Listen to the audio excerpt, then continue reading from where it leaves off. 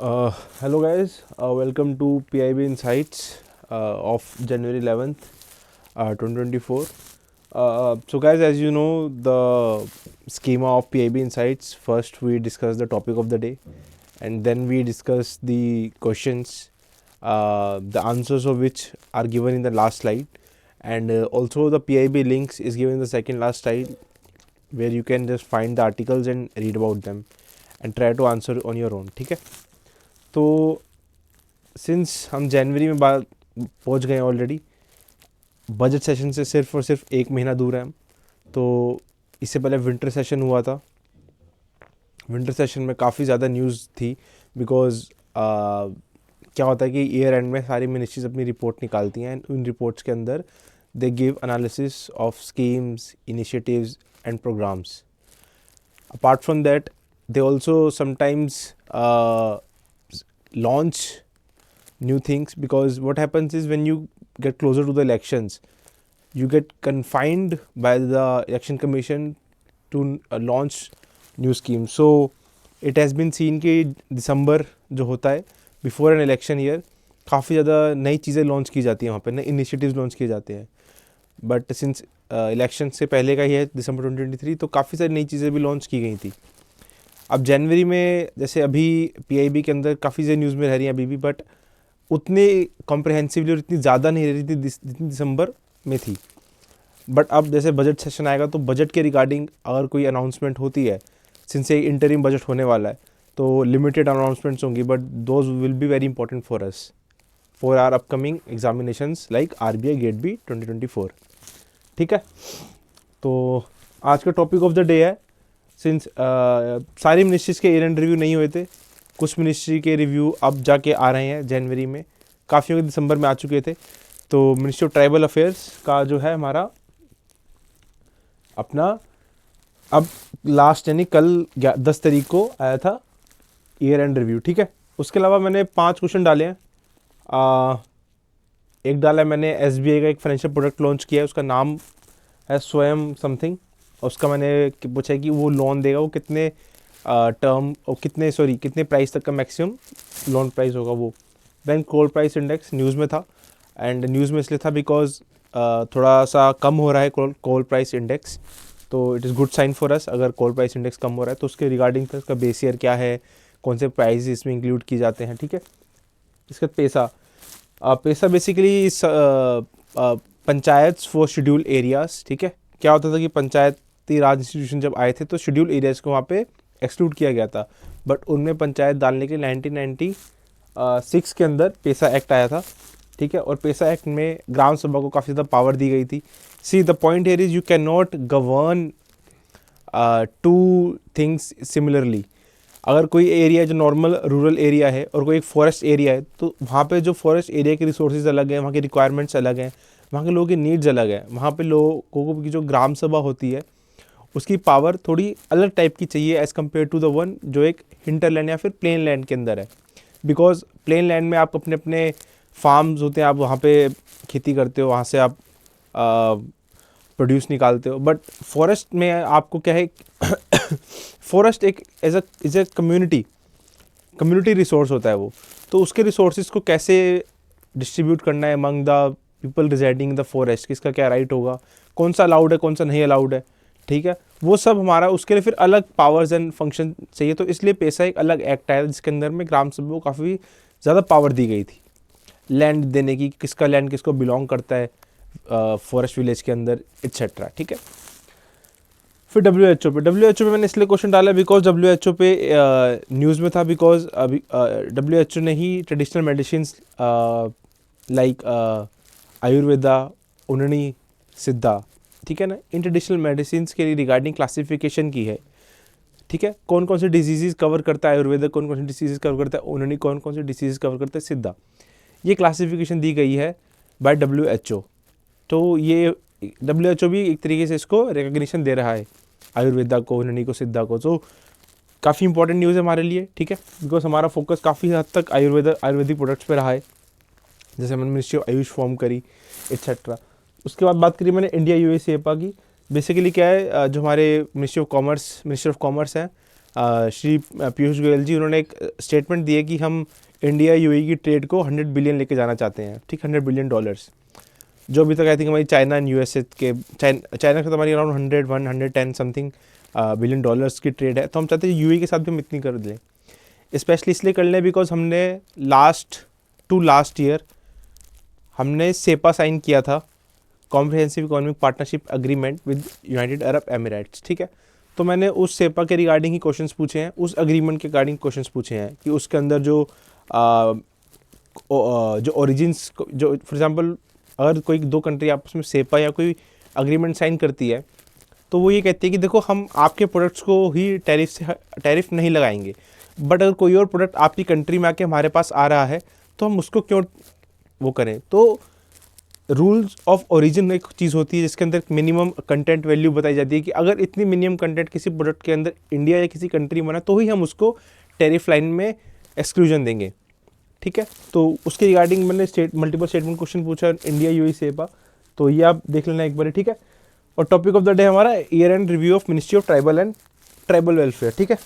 सो सबसे पहले तो यहाँ पे पहले दो सेंटेंस के अंदर जो हमारे एसटी पॉपुलेशन है सेंसस 2011 के अकॉर्डिंग वो कितनी है उस पर इंफॉर्मेशन है, किसी भी एग्जाम में आ सकता है ना। सिंपल फैक्ट है एंड चेंज भी नहीं होने वाला, इंपॉर्टेंट फैक्ट भी है। तो as per census 2011 8.6% of the population out of total population is scheduled tribe, ठीक है।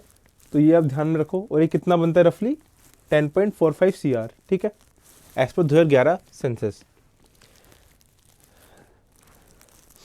ठीक है। So another thing is that there are around 730 scheduled tribes notified under article 342 of the constitution of India, ठीक है। Now इस budget के अंदर कुछ अनाउंसमेंट्स की गई थी, ठीक है। वो अनाउंसमेंट की बात कर लेते हैं। पहले थी हमारी PVTG development mission to saturate the particularly vulnerable tribal groups families and habitations with basic facilities such as safe housing, clean drinking water and sanitation, improved access to education, health and nutrition, road and telecom connectivity and sustainable livelihood opportunities। तो basically जो हमारे particularly vulnerable tribal groups होते हैं, ये classification होता है, there 75 such groups, tribal groups, और ये I think RBI grade B में काफ़ी बारी आ चुका है एग्जाम के अंदर। आई थिंक 2023 के अंदर भी फेज़ 2 में ये क्वेश्चन आया है पीवीटीजी के ऊपर, बिकॉज न्यूज़ में था, बजट में न्यूज़ में था, एंड जो हमारी प्रेसिडेंट है श्रीमती द्रौपदी मुर्मू, उन्होंने भी कुछ इसके रिगार्डिंग कुछ किया था पीवीटीजी मिशन के रिगार्डिंग, तो इसलिए वो न्यूज़ में काफ़ी बारी था, तो एग्ज़ाम में आ भी गया, ठीक है। तो अब यहाँ से क्वेश्चन कैसे फ्रेम हो जाते हैं पीवीटीजी से, कौन कौन सा क्राइटेरिया होता है जो पीवीटीजीज को सिलेक्ट किया जाता है इस बेसिस पे। देयर मैनी ट्राइबल ग्रुप्स, उन ट्राइबल ग्रुप्स में भी वल्नरेबल कौन से हैं, पर्टिकुलरली वल्नरेबल कौन से हैं, कोई तो क्राइटेरिया होगा। तो there is a criteria given by Dhebar commission, ठीक है। वो क्राइटेरिया होता है जिसके अंदर different things like pre agricultural technology होती है आपके पास, you are backward. So there 3 criterias, you can refer to Sampoorna to know more about it, ठीक है। Then what does this development mission do, it provides safe housing, clean drinking water and sanitation, improved access to education, health and nutrition, road and telecom connectivity and sustainable livelihood opportunities। तो एक इंसान को जीने के लिए चीज़ें चाहिए, वो सब कुछ सब यहाँ पे प्रोवाइड करने का ट्राई किया जा रहा है। वन हेल्थ अप्रोच के under safe environment, clean and healthy environment, basically drinking water साफ़ होना चाहिए, पोर्टेबल होना चाहिए, ठीक है। उसके अलावा हाउसिंग की फैसिलिटी होनी चाहिए, ठीक है। उसके अलावा एजुकेशन की फैसिलिटीज़ होनी चाहिए वहाँ पे, जो पीवीटीज में जो न्यूबॉर्न चाइल्ड है उनके लिए प्रॉपर न्यूट्रिशन होना चाहिए, plus important thing is livelihood opportunity होनी चाहिए। अब लाइवलीहुड अपॉर्चुनिटी के रिगार्डिंग ही ट्राइबल मिनिस्ट्री ने अलॉन्ग विद ट्राइफेड, ठीक है, TRIFED is a cooperative basically जो मार्केटिंग डेवलपमेंट असिस्टेंस देता है ट्राइबल प्रोडक्ट्स को, ठीक है। Ministry of tribal affairs and TRIFED ने मिलके एक इनिशिएटिव लॉन्च किया था, MSP फॉर MFP। MFP क्या है? MFP is minor forest produce. Minor forest produce is defined under forest rights act, ठीक है। अब इसी को ही MSP जो होता है वो किस पे होता है? फ्यू क्रॉप्स पे होता है जो मेंशन की जाती हैं, लाइक वीट हो गया, राइस हो गया, paddy, rice, paddy, wheat etcetera, और शुगर केन, PFRP होता है, कॉटन पे हो गया, ठीक है। ऐसे सैफ्लावर सीड्स हो गए हमारे, सेसमे हो गए, तो रेप सीड हो गए, इन सब पे क्या होता है कि हम MSP देते हैं। And these are agriculture products of the mainland India. But जो फॉरेस्ट एरियाज है इनके भी अगर हम इनको भी MSP प्रोवाइड करें MFP के ऊपर, ठीक है, तो क्यों उनको कितना फ़ायदा पहुँचेगा वहाँ से। And first of all the point here is कि जो ये MFP होता है it is very much important. क्यों? Because there are many things like herbal products, medicinal products जो यहाँ से बन सकते हैं। बट द पॉइंट इज़ कि यार it is very difficult for PVTG groups to make those products on their own. What they do, they just go collect and sell. But the value addition, be it packaging, cleaning, grading, sorting, this value addition can be done by the TriFed. So there is another thing called the Jan Vikas Kendras, है ना? Jan Vikas Kendras. These Jan Vikas Kendras with the help of TriFed, these Jan Vikas Kendras made from the self-help groups of tribal people who are procuring these from the tribal community and doing the value addition so that they can be sold to the final market. अब final market पे वो बिक जाए उसमें ट्राइफेड बहुत help करता है, marketing में हेल्प करता है, ई-कॉमर्स वेबसाइट पे डलवाने पे हेल्प करता है, ठीक है, लोगों तक अवेयरनेस पहुंचाने में हेल्प करता है। सो एक मैकेनिज्म बन जाता है जिसके द्वारा उनको लाइवलीहुड अपॉर्चुनिटी मिल जाती है। तो ये तो ट्राइबल ग्रुप्स में है। अगर हम PVTGs पे भी ये चीज़ कर लें तो it will help them eventually in getting more income and improve their livelihood, ठीक है। Second, national sickle cell elimination mission. So again see what happens is, जो ट्राइबल ग्रुप्स होते हैं since they are excluded, they are not completely excluded, but more or less they are not much interlinked or mingled with the mainland society, ठीक है। और पहले क्योंकि tribal groups हैं, forest के अंदर ही ये रहते थे, वहीं सब करते थे, तो इनकी जो डिसीज़ हैं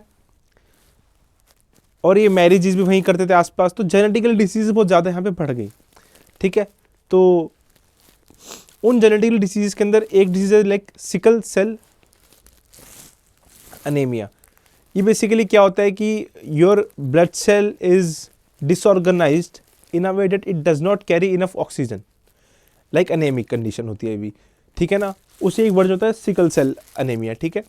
उसको एलिमिनेट करवाना है हमें, और ये एलिमिनेट हो सकता है with proper nutrition and care, it can be eliminated. So this is very important, ठीक है।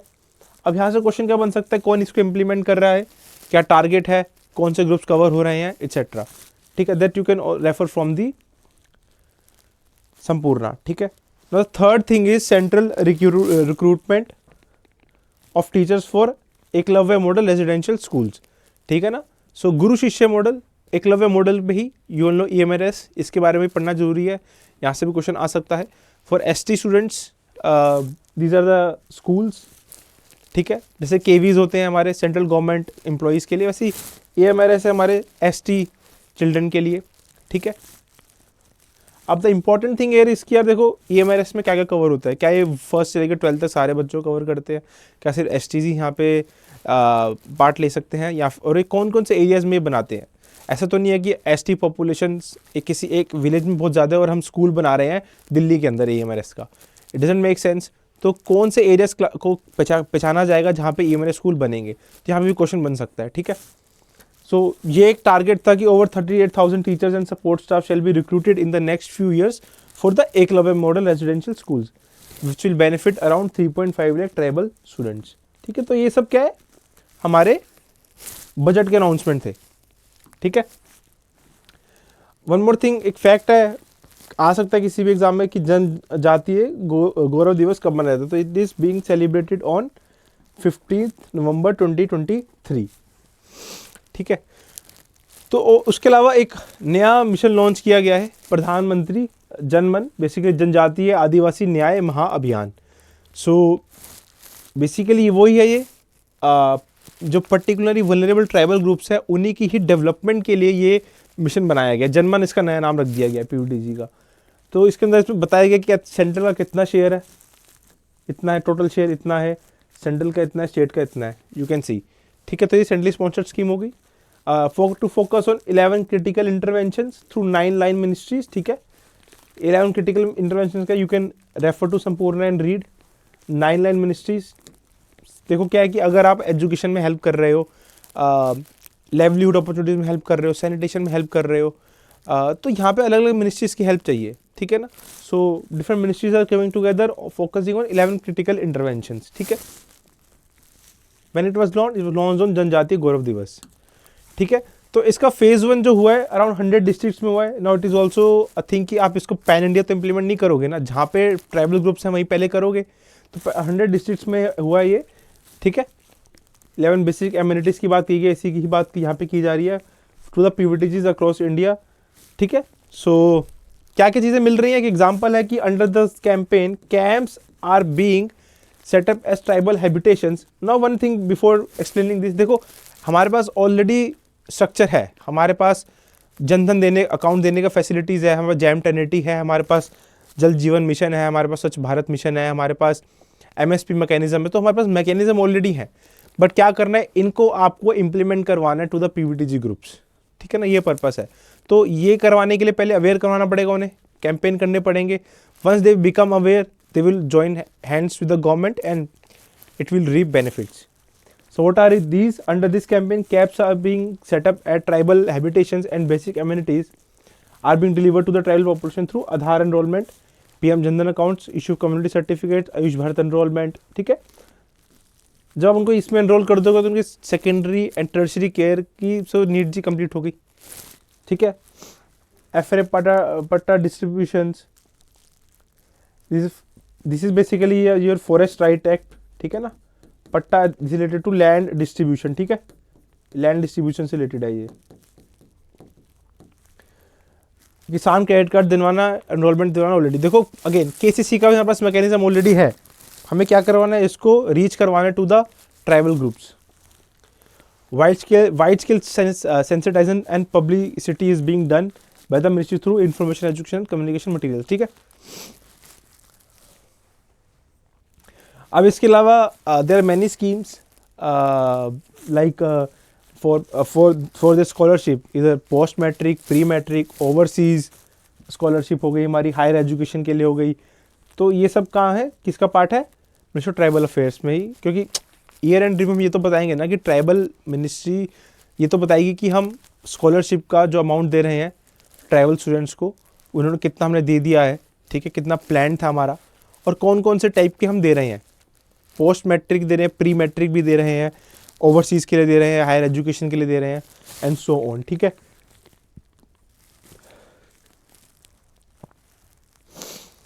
उसके अलावा वही फॉरेस्ट राइट एक्ट के अंदर लैंड टाइटल्स दिए गए हैं, डिस्ट्रीब्यूट किए गए हैं अप टू 31 अक्टूबर तक। कितने, ये याद करने की जरूरत नहीं है फिगर्स, ठीक है, पुरानी फिगर है, no need to learn them.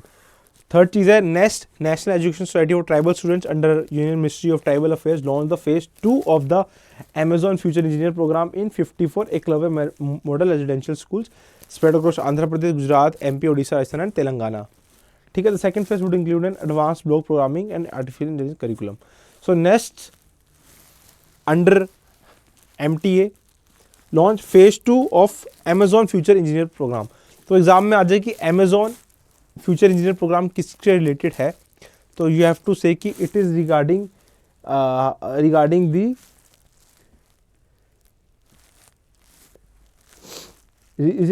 The basically it is regarding giving EMRS schools education on latest technologies. तो इसका सेकेंड फेज जो होगा हमारा वो फोकस करेगा हमारा आर्टिफिशियल इंटेलिजेंस पे एंड एडवांस ब्लॉक पे प्रोग्रामिंग पे, ठीक है। ब्लॉकचेन सेक्टर पे फोकस करेगा हमारा फेज 2। फेज 1 पे, फेज 1 में भी किसी और एरिया में फोकस किया होगा, ठीक है। सिमिलरली फेज 2 करेगा हमारा advance block programming and artificial intelligence curriculum, ठीक है। Now here are the questions. So State Bank of India introduced a specialized finance product called स्वयं सिद्धा। अब एग्जाम में यहाँ पे कहाँ से क्वेश्चन आ सकता है, 3 जगह से क्वेश्चन बन सकता है कि स्वयं सिद्धा क्या है, स्टेट बैंक किसने लॉन्च किया, स्टेट बैंक ने किया है, ठीक है। एसएचजी वुमेन एंटरप्रेन्योर्स के लिए लोन कितने तक का मिलेगा इस प्रोडक्ट के अंदर। तो 3 क्वेश्चन बन सकते हैं, लोन कितने का मिलेगा, मैक्सिमम कितने तक का मिलेगा, नाम क्या है, किसने किया है, ठीक है।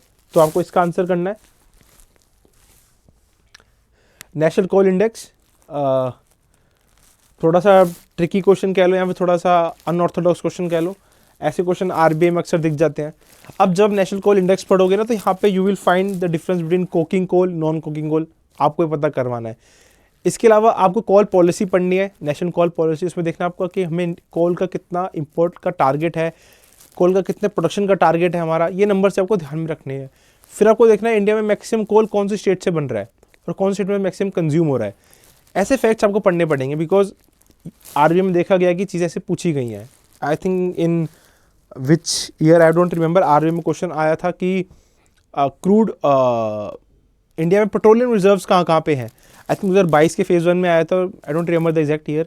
तो वहाँ पे आया था, उन्होंने पूछ लिया था कि इंडिया में पेट्रोलियम रिजर्व्स कहाँ पे, तो 3 जगह में है, तो आपको पता होना चाहिए ऐसे नाम। तो ये न्यूज़ में रहते हैं। अगर आप मिंट वगैरह पढ़ते हो ना तो वहाँ पे ये इंडस्ट्री, क्योंकि ये इंडस्ट्री से रिलेटेड है, पेट्रोलियम इंडस्ट्री से हाईली रिलेटेड है, कोल इंडस्ट्री से हाईली रिलेटेड है। तो यहाँ के फैक्ट्स आपको ध्यान में रखने पड़ेंगे, ठीक है। जो मैंने कुछ चीज़ें बताई हैं ये आप ध्यान में देखना और खुद से पढ़ना है एक बारी।